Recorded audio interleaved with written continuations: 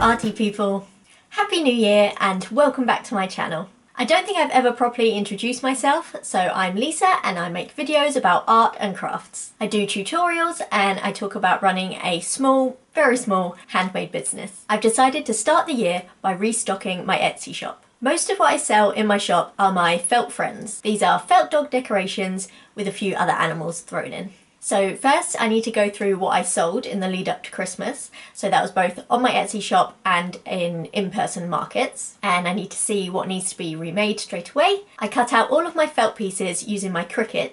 So I need to clean all of my mats before I do a big cutting out session. I also need to go through my Etsy packaging things, so check I've got enough boxes and thank you cards, that sort of thing. I've also got a custom order to work on, so I'll probably show you some of that. It's actually the third order I've had since opening my shop back up after Christmas, which is pretty unheard of. Last year I didn't get my first sale after Christmas until I think about March, so to have 3 already is great. I'll be working on these things as and when I get time over the next week or so. So this video will be a random assortment of clips of me tackling these tasks. So let's get started. Okay, so I've gone through all the dogs that I have left. So these are the ones that are still on sale on my Etsy. These are the ones that I need to take photos of to then restock on Etsy. I've gone through every dog and seen how many I've got. So there are a couple that I do still have 2 in stock of, so I don't need to do anything with those. For my restock, I'm going to start with the ones where I have 0 of them. So I will make a list of those, and then once I've made, I'll probably make 2 of each of those so that then I have a spare one. And once I've made all of those, then I will look at the ones where I have 1 in stock and start going through and making a spare of those. So the first thing I'm going to do is make a list of the ones that are completely out of stock. Okay, so that is 7 dogs that I am completely out of stock on. So I'm going to load up Cricut and get the patterns together. So this is my file that I keep all of my dog patterns on. I have them all on the same file so that I can cut different dogs out altogether. So it means that I can cut like all the black bits of a few different dogs on one sheet, or the white bits all together, rather than just being able to do one dog at a time. So I have quite a lot of different dogs down the side, and then all the different elements are separate as well. So this one is for a Dachshund. So the file itself has all the different bits, which I've then split up into the different colours. So this Dachshund might have a black head and black ears, but then it might have brown like facial features. So I'll have that as a separate layer down the side as well. And then I have like lots of duplications where I want to cut several of the same dog. So it's a pretty big file, but it works for me. So I think I'm actually going to go and photograph those dogs first, as I'm going to need a big chunk of time to tackle cutting out all of these pieces. Okay, so I'm all set up to take my photos to relist some of these dogs.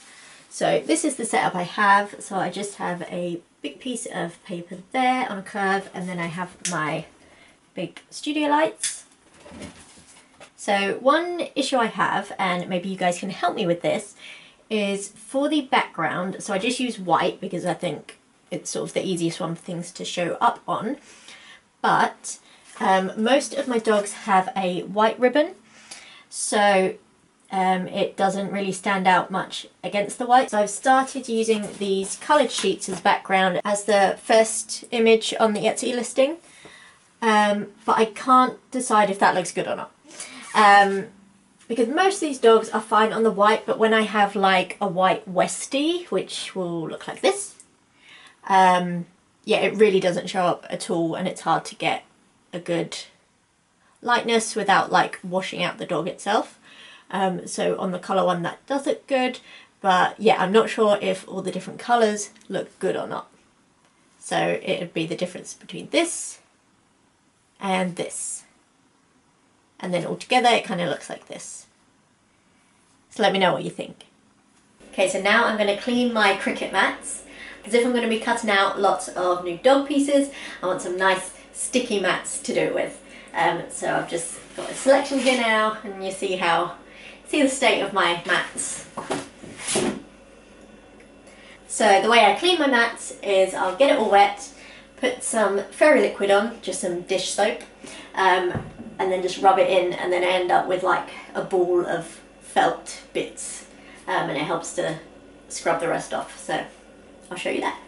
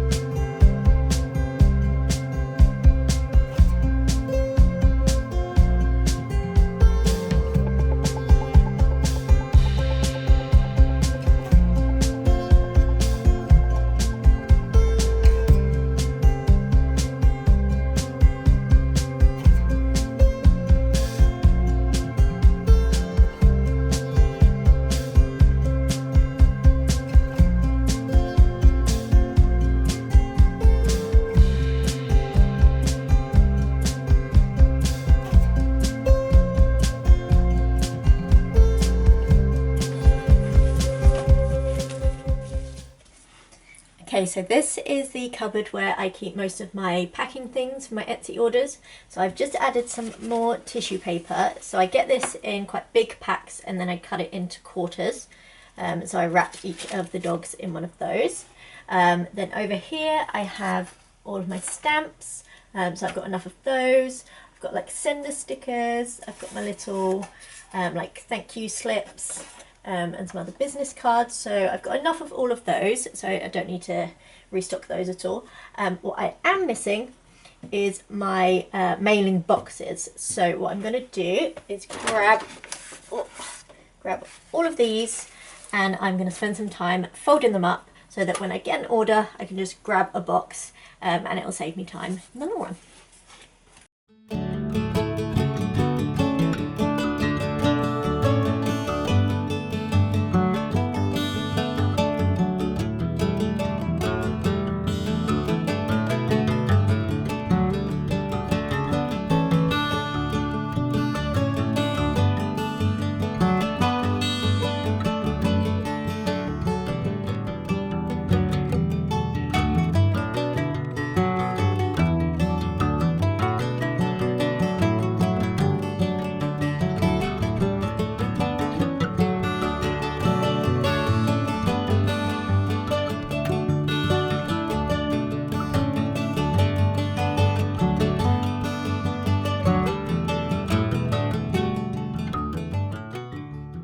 Okay, so now I need to go through and edit all these photos so that I can list them on Etsy. So editing the photos is not the most fun task. It takes ages, and I'm not super happy with the way that my photos always look, but it's got to be done. I think I would enjoy it more if it was like the only thing that I needed to do, but I just feel like I've got a lot to do.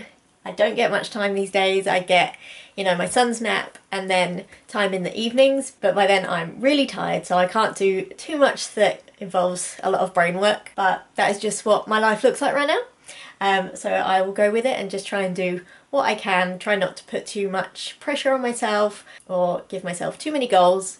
I made a point of starting this year with kind of just small projects, just starting things up again, because for the last 2 years I started January with really big projects. So last year I was working on a commission for the front of a house, which was this one, and then the year before that I got a custom order on, I think it was on New Year's Eve, for 50 felt dogs, which was crazy, and I still don't know what the woman wanted them for. So I spent most of January working on those, and I had a 3-month-old baby at that time. He did sleep more then, so I could do all of the sewing while he was asleep. Often I did it with him asleep on me and doing the sewing. But yeah, so I started both of those years with a big project, whereas this year I'm trying to do it slower and just sort of set myself up for the year, which is what getting all this Etsy stuff now is all about. So I better get on with this editing. So this is me working on that custom order. It's actually a painted dog instead of a felt one for a change. The customer bought one of my dog wood slices about 4 years ago, as I had one in my shop that looked like her husband's dog that had just passed away. And then she recently got in touch as her own dog had passed, and she asked if I could do a custom painting of him.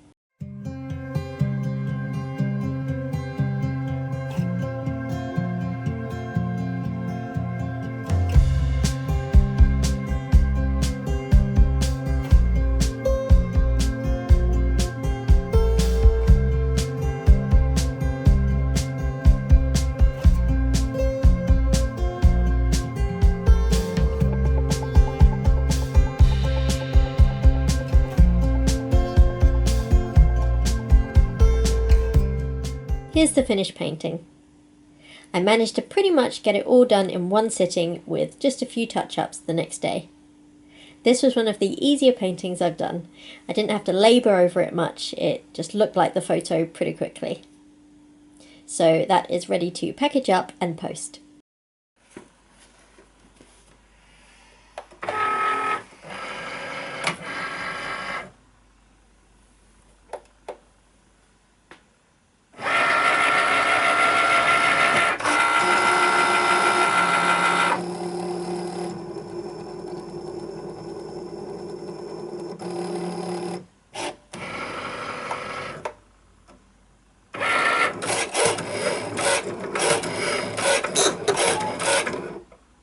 Does anyone else have this issue with their Cricut? So it's only on the rotary blade. So when it does its little spinny thing before it starts cutting, it just doesn't land in the right spot. And then when it moves to cut, it ends up just sort of like tearing through it. So I just pause it, take it out again, put it back in again. And sometimes I have to do that like 5 times before it goes in the right position to cut. Has this happened to anyone? I've tried to Google it and it doesn't seem like a common problem, but it is so annoying and slows me down so much. So if anyone has any thoughts on what I could do to fix that, let me know. Of course, when I tried to film it up close to show you guys, it worked properly. But you see how the blade is parallel to that bar? Well, often it will be at a different angle, but still try to cut as if it's straight, which messes up my felt and cuts up my mats.